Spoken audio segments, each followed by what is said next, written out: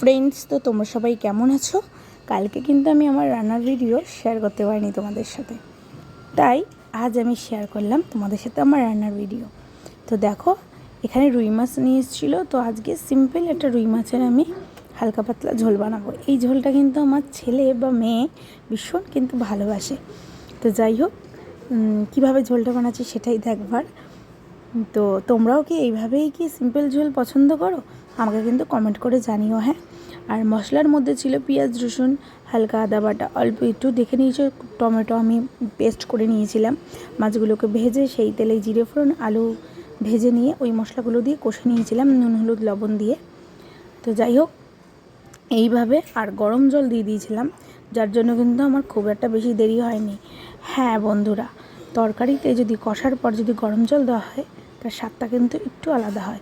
তো আমার এই ভিডিওটা তোমাদের কেরম লাগলো প্লিজ কমেন্ট করে জানিও।